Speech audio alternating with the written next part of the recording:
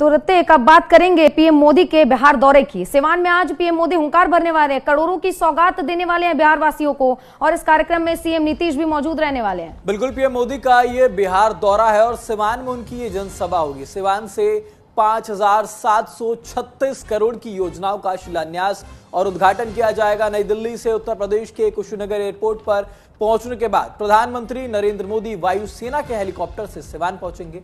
इस कार्यक्रम में मुख्यमंत्री नीतीश कुमार, उप मुख्यमंत्री सम्राट चौधरी, विजय कुमार सिन्हा समेत राज्य सरकार के अधिकतर मंत्री और केंद्रीय मंत्री मौजूद रहेंगे। बिल्कुल, तो आज प्रधानमंत्री नरेंद्र मोदी सिवान के दौरे पर हैं और जाहिर सी बात है, क्योंकि आने वाले दिनों में, आने वाले कुछ महीनों में बिहार में विधानसभा चुनाव है और प्रधानमंत्री नरेंद्र मोदी आज अपने विपक्ष के गढ़ में पहुंचेंगे, वहां हुंकार बनेंगे। माना जाता है कि सिवान, सारण और गोपालगंज का जो क्षेत्र है, वहां पर कुल मिलाकर 24 विधानसभा सीटें हैं, जिनको साधने का प्रयास आज प्रधानमंत्री नरेंद्र मोदी करेंगे। और एक बड़ा चैलेंज भी है एनडीए के सामने कि किस तरीके से वहां पर जो M5 फैक्टर काम करता है उसको साधेंगे, उसको भेदेंगे और वोट अपने पक्ष में करेंगे। वहीं आपको ऋतिक ये भी बता दें कि जो पंडाल में व्यवस्था की गई है, लगभग 60,000 लोगों के बैठने की व्यवस्था की गई है। बिल्कुल, क्योंकि वहां पर जब प्रधानमंत्री नरेंद्र मोदी पहुंचेंगे तो प्रधानमंत्री नरेंद्र मोदी की अपने आप में लोकप्रियता बहुत ज्यादा है। जिस जगह पर प्रधानमंत्री पहुंचते हैं, जिस धरा पर प्रधानमंत्री नरेंद्र मोदी की मौजूदगी दर्ज होती है,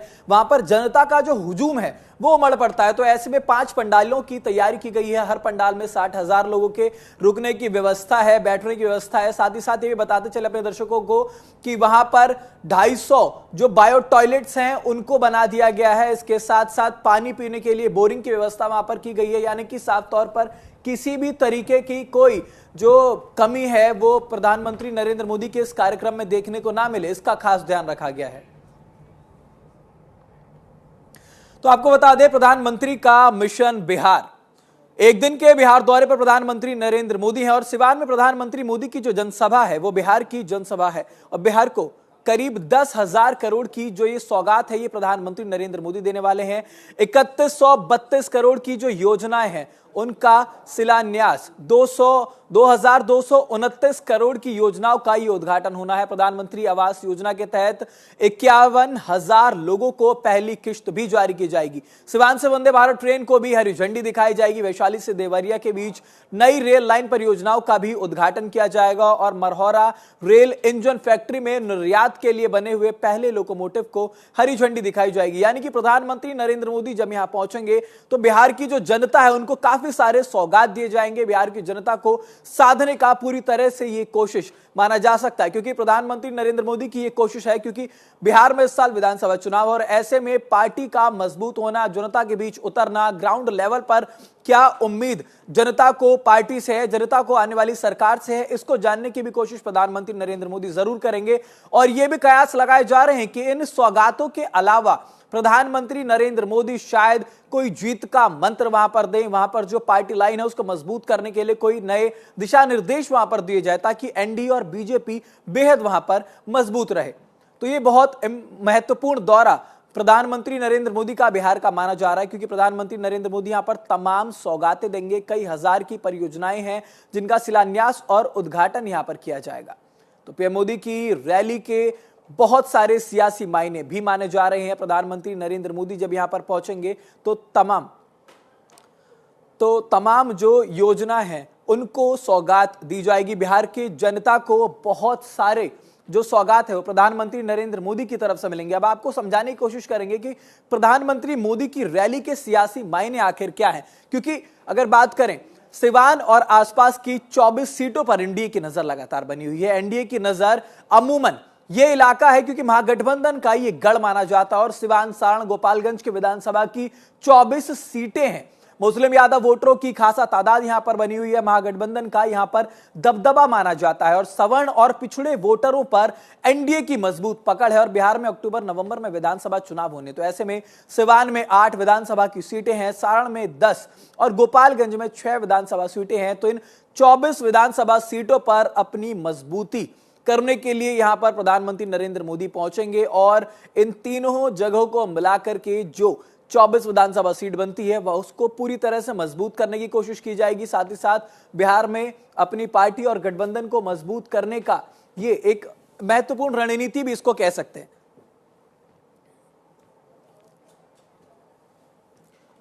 तो प्रधानमंत्री नरेंद्र मोदी का ये बिहार दौरा बेहद अहम माना जा रहा है।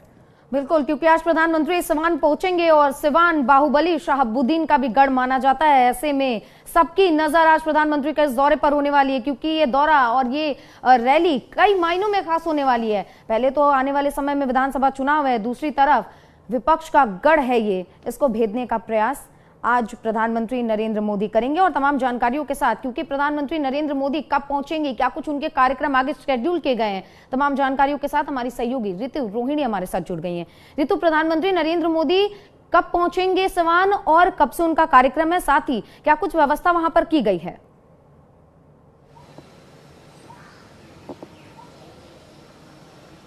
बिल्कुल सुचित्रा, देखिए जो समय बताया जा रहा है वो ये कि 11:50 पे प्रधानमंत्री जो जसौली इलाका है सिवान में वहां पर पहुंचेंगे। वहां से फिर वो जाएंगे, जो कार्यक्रम स्थल है जसौली में ही है, छपरा और सिवान हाईवे के बीच में एरिया पड़ता है, बढ़ैया विधानसभा क्षेत्र में ये पड़ता है। और बढ़ैया विधानसभा जो क्षेत्र है वो महागठबंधन का गढ़ कहा जाता है। और प्रधानमंत्री को लेकर के आने को लेकर के वहां पर तमाम तैयारियां की गई हैं, सुरक्षा के लिहाज से कड़े इंतजाम किए गए हैं। और जो सबसे अहम जानकारी वो ये कि जर्मन जो टेंट है वो जर्मन स्टाइल वो उससे बनाई गई है, जो यूज की गई है चीजें उसमें वो जर्मन स्टाइल की है। वो खास तौर पे क्योंकि अभी बारिश का मौसम है तो इस लिहाज से वाटरप्रूफ तमाम व्यवस्थाएं वहां पे की गई है। बताया ये जा रहा है कि 5 जो टेंट है वैसी लगाई गई है, जिसमें प्रत्येक टेंट में 60,000 के करीब जो लोग हैं उनके बैठने की व्यवस्था की गई है। और कुल मिलाकर ऐसे 5 टेंट लगाई गई हैं और प्रधानमंत्री तकरीबन 1.25 घंटे तक रहेंगे सिवान में। और इस दौरान वो लगभग 10,000 करोड़ रुपए के कई सारी परियोजनाओं के शिलान्यास करेंगे, उद्घाटन करेंगे। साथ में जो लोकोमोटिव फैक्ट्री है उसकी परियोजना की शुरुआत करेंगे। इसके अलावा जो वंदे भारत ट्रेन है उसको हरी झंडी दिखाएंगे, जो पटना से गोरखपुर के लिए। इसके अलावा साथ साथ ये एक सियासी दौरा भी कह सकते हैं, क्योंकि अगले कुछ दिनों में बिहार में चुनाव होने हैं विधानसभा के। तो कहीं ना कहीं एक तरीके से कह सकते हैं कि एनडीए जो है वो चुनावी तैयारियों में जुट गई। कहीं ना कहीं अगर बात करें प्रधानमंत्री नरेंद्र मोदी के यहां पर पहुंचने की, तो ये भी कयास लगाए जा रहे हैं। ये उम्मीद है कि 3 लाख से ज्यादा जो जनता है वो वहां पर पहुंचेगी। उनके लिए तमाम जो सुविधाएं हैं वहां पर बनाई गई है, बायो टॉयलेट्स का इंतजाम किया गया है, पंडालों की व्यवस्था जो है वहां पर की गई है। लेकिन अगर बात करें नरेंद्र मोदी के यहां पर पहुंचने की, तो क्या लगता है जीत का कोई मंत्र या फिर पार्टी लाइन को मजबूत करने के लिए कोई अहम निर्देश इनकी तरफ से बिहार में दिया जा सकता है?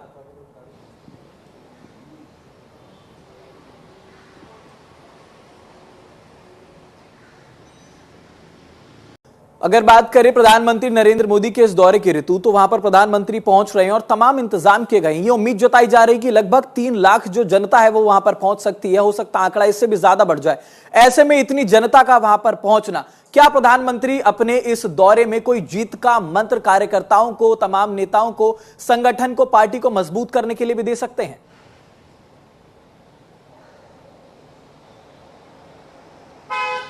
बिल्कुल ऋतिक, और कहीं ना कहीं देखिए क्योंकि बिहार में अगले कुछ महीनों में विधानसभा के चुनाव हैं और जो क्षेत्र चुना गया है, जो इलाका चुना गया है वो महागठबंधन का गढ़ चुना गया है। तो कहीं ना कहीं विपक्ष को प्रधानमंत्री की तरफ से, एनडीए की तरफ से कहीं ना कहीं एक चुनौती देने की कोशिश है कि आपके गढ़, आपके इलाके में आकर हम समर्थक जुटा सकते हैं। और क्योंकि लोग जो बताए जा रहे हैं वो लगभग 3 लाख के करीब, जैसा कि आपने कहा, तो ऐसे में कह सकते हैं कि एक बड़ी संख्या में जो लोग हैं वो प्रधानमंत्री को देखने के लिए, उनकी बातों को सुनने के लिए भी बेताब है। तो ऐसे में विपक्ष जो है जरूर अपनी निगाह इस पे बनाया हुआ है। तेजस्वी यादव की तरफ से भी ट्वीट किया गया, कई सवाल पूछे गए प्रधानमंत्री से, जवाब में भाजपा की तरफ से भी चाहे सम्राट चौधरी हो या फिर संजय जायसवाल, सबकी तरफ से बयान चल रही है। लगातार बिहार में बयानबाजी प्रधानमंत्री के दौरे को लेकर चल रही है। पक्ष और विपक्ष जो है एक दूसरे पे पलटवार कर रहे हैं।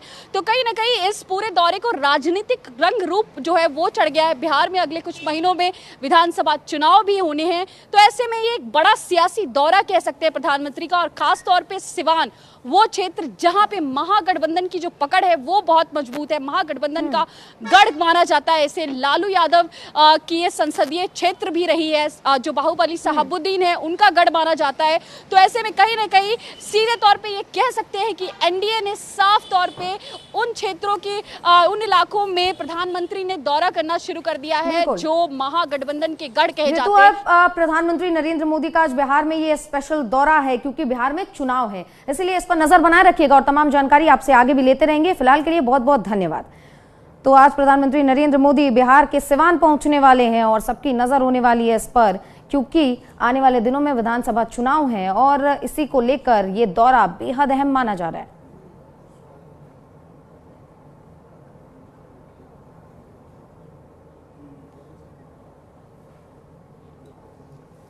तो बिहार के सिवान में प्रधानमंत्री नरेंद्र मोदी की रैली है, उनके साथ यहाँ पर नीतीश कुमार, बिहार के दोनों उप मुख्यमंत्री, तमाम कई बड़े नेता वहां पर उनके साथ मौजूद रहने वाले हैं। बिहार की जनता को कई बड़ी सौगातें प्रधानमंत्री नरेंद्र मोदी की तरफ से दी जाएगी। बिहार में आगामी दिनों में विधानसभा चुनाव होने हैं, ऐसे में प्रधानमंत्री नरेंद्र मोदी यहाँ पर पहुंचेंगे तो उनका ये दौरा बेहद अहम माना जा रहा है। मिशन बिहार पर प्रधानमंत्री मोदी निकल चुके हैं और कहीं ना कहीं ये कहना भी गलत नहीं होगा कि प्रधानमंत्री नरेंद्र मोदी मिशन बिहार का शंखनाद कर रहे हैं। पार्टी को मजबूत करने की अब पूरी तरह से कोशिश की जा रही है कि बिहार का जो रण है उसको फतह किस तरीके से करना है, इसका मंत्र प्रधानमंत्री नरेंद्र मोदी की तरफ से दिया जा सकता है। हालांकि विपक्ष के लिए भी एक चुनौती है ऋतिक, क्योंकि 20 सालों से एनडीए की ही सरकार है बिहार में। ऐसे में किस तरीके से महागठबंधन की सरकार इसे भेदेगी, ये भी एक दिलचस्प सफर होने वाला है।